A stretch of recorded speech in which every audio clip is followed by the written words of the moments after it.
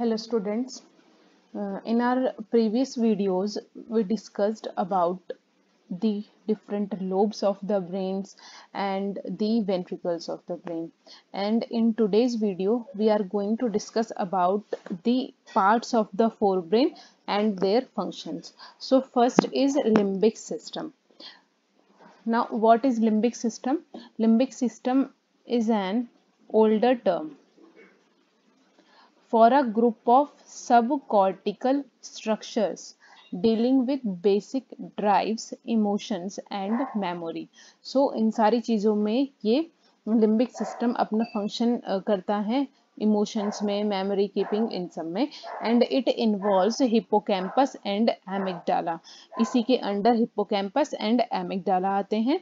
Next is even every different part of limbic system perform different functions. Limbic system के under different parts आते हैं और उन different parts का अपना डिफरेंट फंक्शन होता है. Next is hippocampus. So in previous video we discussed about that hippocampus is a part of forebrain and basically it is a part of telencephalon. So what is hippocampus? Hippocampus is two hippocampi in each temporal lobe. So temporal lobe में present होता है hippocampus और हर each temporal lobe में 2 हिप्पोकैम्पी present होते हैं. And it defect in one part then cause extreme disturbance. अगर इन दोनों में से किसी एक पार्ट में भी कुछ भी प्रॉब्लम आती है तो उससे क्या होगा, overall functioning of hippocampus disturb हो जाती है. Next is general intelligence is affected due to the lesion in this part. So general intelligence जिस किसी भी पर्सन की है तो वो भी अफेक्ट हो जाती है अगर हिप्पोकैम्पस प्रॉपर वर्क नहीं करता है. Next is it also depends upon the types of the hemisphere. So ये डिपेंड करता है कि कौन से टाइप में डिफॉर्मेलिटी हुई है. Hippocampus is used for memory processing या it function as a memory processing. So hippocampus क्यों यूज आता है? मेमोरी प्रोसेसिंग में आता है, मेमोरी स्टोरेज वगैरह का काम करता है ये. एंड एमिगडाला की फंक्शनिंग किस में है?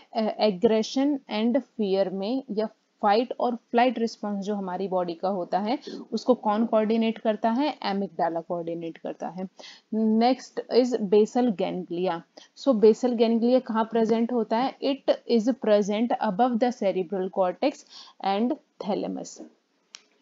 सेरिब्रल कॉर्टेक्स के और थैलेमस के ऊपर की तरफ क्या प्रेजेंट होता है? बेसल गैंग्लिया प्रेजेंट होता है.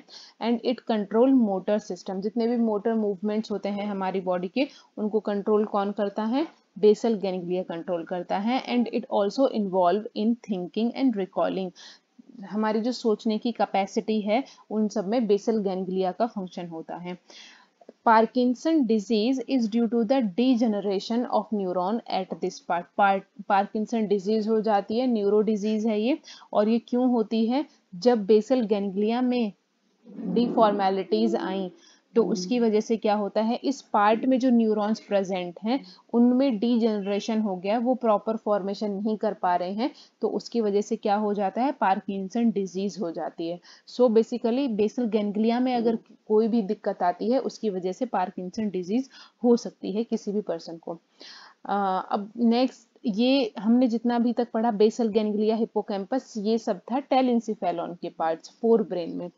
एंड अब हम पढ़ेंगे फोर ब्रेन का दूसरा part that is known as diencephalon. So diencephalon में कौन कौन से पार्ट्स आते हैं फोर ब्रेन के? Thalamus and hypothalamus. So it consisted of thalamus, hypothalamus and pineal body. So what is pineal body? Pineal body is pea-sized structure that sites at the center of the brain. pea-sized structure होती है pineal body जो कि center of the brain में present होती है. It secretes melatonin that help in regulation of biological cycle. तो और ये pineal body किस चीज के लिए responsible है? melatonin को सिक्रेट करवाने के लिए रिस्पॉन्सिबल है. और ये मेलाटोनिन क्यों जरूरी है? ये रेगुलेट करवाता है बायोलॉजिकल साइकिल को. अब दो पार्ट्स डायनसीफेलॉन के थे तो उसमें से एक आ जाता है थैलेमस। सो थैलेमस क्या है? It is the small bifurcated structure. Thalamus small bifurcated structure होता है and it is the relay station also, that is located on the top of the brain stem. Brain stem के top पे thalamus present होता है। And what is the function of thalamus? It directs messages to the sensory receiving areas. So messages को direct करने का काम कहाँ से? सेंसरी रिसीविंग एरिया से इंफॉर्मेशन लेके और कहाँ पहुंचाता है? In the cortex and transmit replies to the cerebellum and medullum. जितनी भी सेंसरी इंफॉर्मेशन आती हैं उनको रिसीव करके और ये उनको कहाँ पे ट्रांसमिट कर देता है? सेरिबेलम और मेड्यूला ऑब्लोंगाटा को फर्दर ट्रांसफर ये कर देता है। It also involve in memory, attention, speech and emotions. So memory, attention में, स्पीच एंड इमोशंस वगैरह में ये अपना मेजर रोल प्ले करता है। Next is there are many projection fibres whose cell bodies at one region and axon at another. Thalamus में बहुत सारे फाइबर्स, प्रोजेक्शंस प्रेजेंट होती हैं और ये प्रोजेक्शन फाइबर्स जो हैं ये किस चीज की बनी रहती हैं? ये सेल बॉडीज एक्सॉन की बनी हुई रहती हैं। So it is considered, so it consisted of nuclei that project information from one region to the another.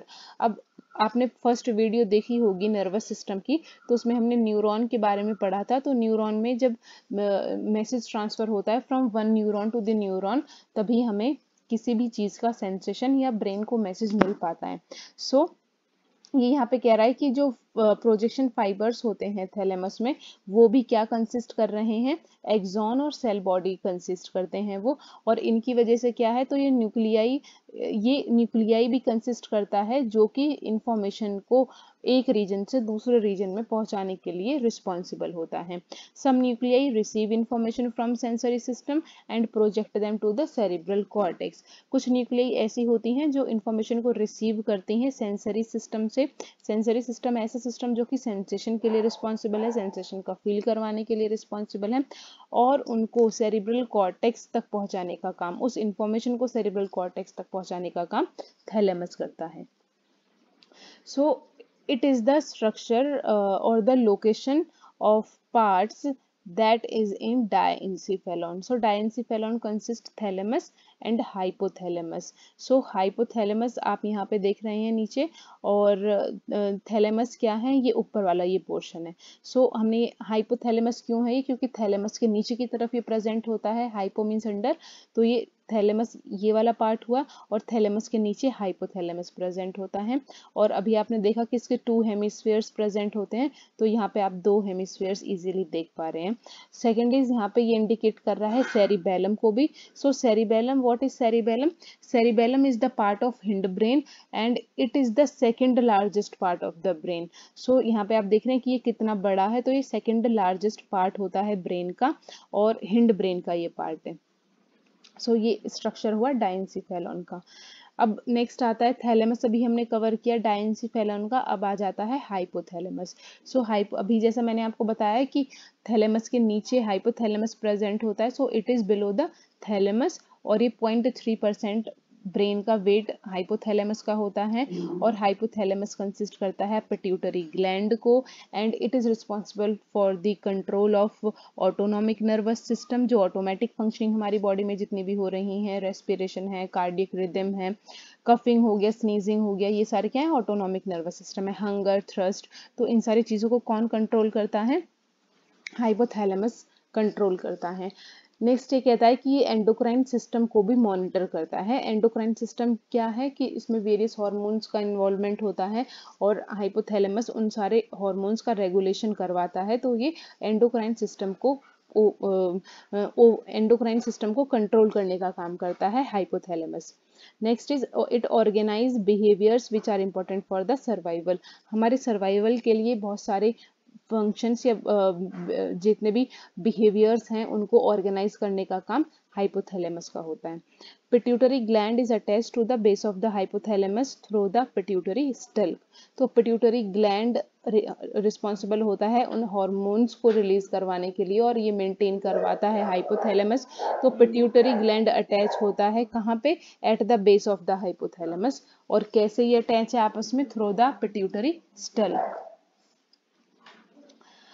Now next is much of the endocrine system controlled by hormones produced by cells in the hypothalamus.